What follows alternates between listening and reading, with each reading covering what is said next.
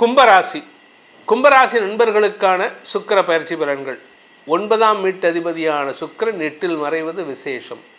8இல் போய் மறைகிறாரு சார். ஆமாம் சார், 8ஆம் இடத்துலேருந்து 2ஆம் இடத்தை பார்க்குறாரு. சனியாக இருக்காரு, சனியால் பார்க்கப்படுறாரு சார். வருமானம் வருங்க. இப்போது உங்களுடைய தந்தை மூலமாக வருமானம் ஏற்படும், அல்லது உங்களுடைய வாழ்க்கை துணை மூலமாக வருமானம் ஏற்படும். நெருங்கிய நட்புகள் மூலமாக, எதிர்பாலின நட்புகள் மூலமாக பண வருமானம் ஏற்படும். பண பிரச்சனைகள் தீரும். ஆனால் அதே சமயம் உங்களுடைய நட்புகள் விஷயத்தில் மட்டும் இல்லை, உங்களை பற்றி ஒரு தப்பான அபிப்பிராயம் இருந்ததுன்னா அதில் மட்டும் எச்சரிக்கையாக இருங்க. ஏன்னா பனைமரத்துக்கு கீழே நம்ம வெறுமை நிற்கிறோமா, தண்ணி குடிக்கிறோமா, இல்லை கல் குடிக்கிறோமான்னு தெரியாது. அந்த காலத்தில் சொல்லுவாங்க. நான் சொல்கிறது வந்து கல்லுக்கடை இருந்தப்போ ஒரு 30 வருஷத்துக்கு முன்னாடி பனைமரத்துக்கு கீழே நின்று பாலை குடித்தாலும் கல்லை குடித்தா சொல்லுவாங்க அப்படின்னு ஒரு பழமொழி உண்டு. இப்போ பனைமரம் இல்லாட்டினாலும் அந்த பனைமரம் இருந்த ரோட்டுலேயோ இல்லை அந்த வாய்க்கால் பக்கத்துலேயோ நின்று நீங்கள் ஏதாவது தண்ணியை குடித்தா கூட அவன் கல் காய்ச்சி குடித்தான் அப்படின்ட்டு உங்களை பற்றி தப்பாக கம்ப்ளைண்ட் பண்ணுறதுக்கு வாய்ப்பு இருக்குது. ஸோ என்றைக்குமே சந்தேகத்துக்கு அப்பாற்பட்டு வாழ கற்றுக்கிறதுக்கு முயற்சி பண்ணுங்கள். எதிர்வாழினத்தவர்கள் விஷயத்தில் ஒரு 10 அடி டிஸ்டன்ஸ் மெயின்டைன் பண்ணுங்கள். இந்த யானைக்கு 100 கஜம் தள்ளி இருப்பது நல்லது, கெட்டவர்கள் வாழும் ஊரில் இருக்க வேண்டாம்னு சொல்லுவாங்க. அது மாதிரி நீங்கள் யானைகிட்ட இருக்கிற மாதிரி உங்களுடைய எதிர்பாலின நட்புகளிடமிருந்து விலகி இருப்பது நல்லது. பண விவகாரங்களில் தேவையில்லாத கடன் வாங்குவதை தவிர்ப்பது நல்லது. இந்த கூட ஒர்க் பண்ணுற ஒரு லேடி இருக்காங்க, இல்லை ஒரு மேல் இருக்கார், அவருக்காக நான் வாங்கி கொடுத்தேன். இந்த நட்புல எல்லாம் இந்த மாதிரி எந்த ஒரு விஷயத்துலையும் ஈடுபடாதீங்க. உங்கள் பேரில் கெட்ட பேர் ஏற்படுறதுக்கான வாய்ப்பு இருக்குது. இந்த காலகட்டத்தில் கும்பராசியை பொறுத்த வரைக்கும் உங்களுக்கு பண வருமானம் ஏற்படும். வருமானத்துக்கு குறைவு இருக்காது. ஏன்னா சுக்கிரன் 8ஆம் இடத்துலேருந்து சனியை பார்க்குறார், குரு 6ஆம் இடத்துலேருந்து சனியை பார்க்குறார். கடன் ஜாஸ்தி ஆகிறதுக்கான வாய்ப்பு இருக்குது. ஸோ கடனை கண்ட்ரோல் பண்ணுறதுக்கு முயற்சி பண்ணுங்கள். எல்லாமே நல்லா இருக்குது, ஆனால் எல்லாமே கண்ட்ரோல்டாக இருக்கணும். So you have to be very careful. எதிரிகள் விஷயத்தில், அதுவும் எதிர்பாலின எதிரிகள் விஷயத்தில் நீங்கள் எதை சொன்னாலும் உங்களுக்கு அகைன்ஸ்டாக திரும்புறதுக்கான வாய்ப்பு இருக்குது. உங்கள் வார்த்தையை வைத்தே உங்களை மடக்குவதற்கும் வாய்ப்பு இருக்குது. இன்னும் சொல்லப்போனால் சில பேருக்கு பதவி பறிபோகிறதுக்கான சூழ்நிலை இருக்குது. அதனால் கொஞ்சம் எச்சரிக்கையாக இருங்க. நீங்கள் சொல்கிற வார்த்தையை வச்சே உங்களை மடக்குவாங்க. நீ இதை சொன்னில்ல, இதுதான் நாங்கள் எதிர்பார்க்குறது, இதுதான், நீ தப்பு பண்ணிட்ட, நான் அப்படி சொல்ல இப்படி சொன்னேன், ஆமாம் இதுவும் இந்த தப்பு தானே. ஸோ உங்களுடைய வார்த்தையை வச்சே தப்பை ஊர்ஜிதப்படுத்துவார்கள். பேசக்கூடிய வார்த்தையில் ரொம்ப கவனம் தேவை. ஸோ இந்த காலகட்டத்தில் கும்பராசியை பொறுத்த வரைக்கும், கும்பராசியில் பிறந்த குடும்ப தலைவிகள் வாழ்க்கை துணையின் நடத்தையிலையும் கொஞ்சம் கவனமாக இருக்கணும். என்ன சார் எல்லாமே நெகட்டிவாகவே சொல்லிகிட்டு இருக்கீங்க? ஆமாங்க, சில நெகட்டிவ் இருக்க தான் செய்யும். ஏன்னா குரு 6இல் போய் மறைகிறாரு, சுக்கிரன் 8இல் போய் மறைகிறாரு. 2 முக்கிய குருமார்கள் மறைவது விசேஷம் அல்ல. அதனால தான் சொல்கிறேன், கவனமாக இருந்துக்கோங்க அப்படின்னு சொல்லிட்டு. உங்களுக்கு எதிர்பாலினத்தவர்கள் மூலமாக அதிர்ஷ்டமும் வரத்துக்கான வாய்ப்பு இருக்குது. ஆனால் அந்த அதிர்ஷ்டத்தை அவசரப்பட்டு பயன்படுத்தாதீங்க. அவங்க பணம் கொடுக்குறாங்கங்கிறதுக்காக கொண்டு போய் பணம் வாங்கிட்டீங்கன்னா நாளைக்கு அவங்களுக்கு நீங்கள் அடிமையாக இருக்க வேண்டியது இருக்கும். அதனால் எச்சரிக்கையாக இருந்துக்கோங்க. இந்த காலகட்டத்தில் இந்த ராசியில் பிறந்த பள்ளி கல்லூரி மாணவ மாணவிகள் குடும்ப கௌரவத்தை உயர்த்துவார்கள். ஸோ கும்பராசி மாணவ மாணவிகள் குழந்தைகள் நல்லா படிப்பாங்க. படித்த படிப்புக்கு வேலை கிடைக்குமா அப்படின்னு கேட்டால் தேவையில்லாத சிக்கலில் மாட்டிக்கிறதுக்கான வாய்ப்பு இருக்குது. அதாவது உங்களை கொண்டு போயிட்டு ஒரு நைட் டியூட்டியில் உக்காத்து வைக்கிறாங்க, இல்லை ஒரு ரிமோட் அசிஸ்டன்ஸில் உக்காத்து வைக்கிறாங்கன்னா ஆளை இல்லா ஊருக்கு இழுப்பு சக்கரை மாதிரி உங்களை சுற்றி 10 பேர் இருப்பாங்க. ஆனால் நீங்கள் ஒருத்தர் மட்டும் தான் ஆப்போசிட் ஜெண்டராக இருப்பீங்க. அதனால் எச்சரிக்கையாக இருந்துக்கோங்க. இந்த காலகட்டத்தில் சுக்கிர பயிற்சியில் நீங்கள் செய்ய வேண்டிய பரிகாரம், விநாயகர் வழிபாடு செய்யுங்கள். விநாயகரை தினமும் துதித்து வாருங்கள். மன நிம்மதியும் தைரியமும் தெளிவான சிந்தனையும் ஏற்படும். இந்த சுக்கிர பயிற்சி பலன்கள் அனைத்தும் பொது பலன்கள் மட்டுமே. திருக்கணித பஞ்சாங்க முறைப்படி கணிக்கப்படுகின்ற இந்த பலன்கள் உங்களுக்கு சாதகமாகவோ பாதகமாகவோ நடந்திட உங்களுடைய ஜனனகால ஜாதகம் மற்றும் தசாபுக்திகள் துணை நிற்க வேண்டும்.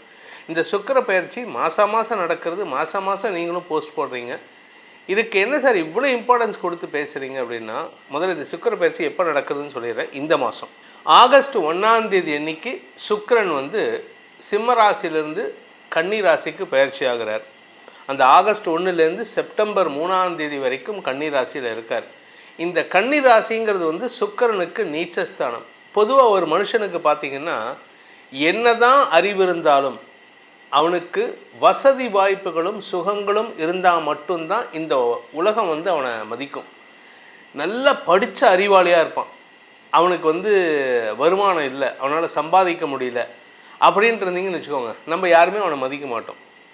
அவன் அறிவாளியே இல்லாமல் சுமாரான ஒரு பேசிக் நாலேஜோடு இருப்பான். ஆனால் அவன் சாமர்த்தியமாக சில இடத்துல அவனுக்கு அவனோட நல்ல நேரம் நல்லா இருந்தது, நல்லா சம்பாதிக்கிறான்னு வச்சுக்கோங்க, மக்கள் வந்து அவனை தான் போற்றி புகழ்வார்கள்.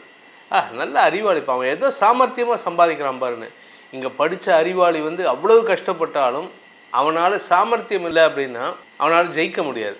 ஸோ ஒரு வாழ்க்கையில், உங்கள் வாழ்க்கையில் ஒரு மனிதன் ஜெயிக்கணும் அப்படின்னா சுக்கிரன் he plays an important role. அவர் தான் முக்கிய பங்காற்றக்கூடிய வகையில் இருக்கார்.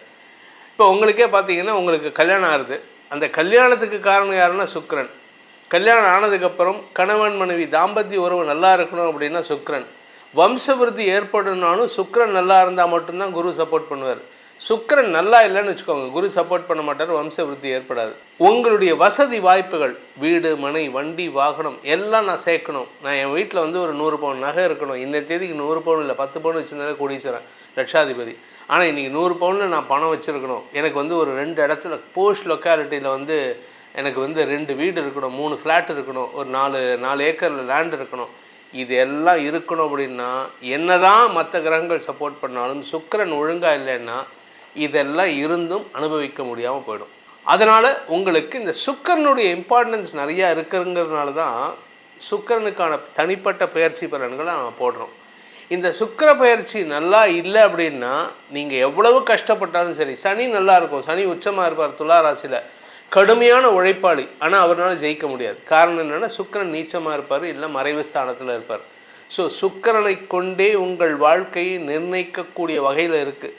அதனால் அந்த சுக்கிரன் சப்போர்ட் தேவை அப்படின்னா என்ன பண்ணணும், கோச்சாரத்தில் சுக்கிரன் எப்படிப்பட்ட இடங்கள்ல இருந்தால் நல்ல பலன்கள் தருவார் அப்படின்னு பார்க்க போகிறோம்.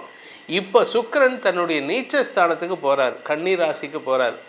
அந்த நீச்சஸ்தானத்துக்கு போனால் சுக்கிரன் எப்படிப்பட்ட கெடுபலன்களை தருவார். ஏன்னா ஒரு நீச்ச கிரகம் கெடுதலை தரும், ஆனால் சில பேர்த்துக்கு அதுவே ஒரு பெரிய யோகத்தை கொடுக்கும். இப்போது உங்கள் ராசிக்கான சுக்கிர பயிற்சி பலன்களை பார்த்தோம். இந்த சுக்கிர பயிற்சி பலன்கள் உங்களுக்கு சாதகமாக பாதகமாக அப்படிங்கிறத உங்களுடைய தனிப்பட்ட லக்ன ஜாதகத்தை பொறுத்து மாறுபடும். நம்ம ஏற்கனவே சொல்லியிருக்கோம். அந்த லக்ன ஜாதகத்துக்கு சுக்கிரன் பாதகாதிபதியாக இருந்தால் உங்களுக்கு நற்பலன்கள் இப்போ தருவார். நல்ல யோகாதிபதியாக இருந்தாலும் இப்போ வந்து மறைமுகமாக உங்களுக்கு நற்பலன்கள் தரக்கூடிய வகையில் இருப்பார். ஸோ உங்களுடைய ஜாதகத்துக்கு பலன்கள் தெரிந்து கொள்ள கீழே கொடுக்கப்பட்டுள்ள தொலைபேசி எண்களில் தொடர்பு கொண்டு நேரடியாகவோ வாட்ஸ்அப் மூலமாகவோ பலன்களை தெரிந்து கொள்ளலாம். இதை தவிர ஒவ்வொரு ஜாதகத்துக்கும் அதிர்ஷ்ட கல்லுன்னு ஒன்று உண்டு. லக்னத்துக்கு யோகாதிபதிகள், ராசிக்கு கல் போடக்கூடாதுங்க, தயவு செஞ்சு புரிஞ்சுக்கோங்க. எல்லோரும் ராசிக்கல், மகர ராசிக்கு என்ன கல், கும்பராசிக்கு என்ன கல்லுன்னு தான் கேட்குறீங்களே தவிர ராசிக்கு கல் போடக்கூடாது. அதனால் அந்த உங்கள் லக்னத்துக்கு எது யோகாதிபதியோ அந்த கிரகத்தினுடைய கல் போட்டால் உங்களுக்கு அதிர்ஷ்ட கல்லாக இருக்கும். அதனுடைய அருமை பெருமை தெரிந்ததுனால உங்ககிட்ட சொல்கிறேன்.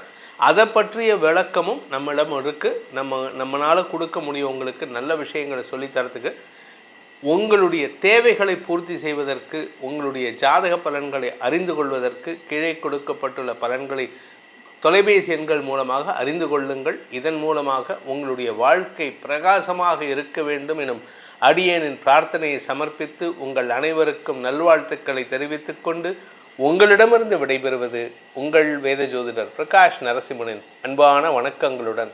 நன்றி, வணக்கம்.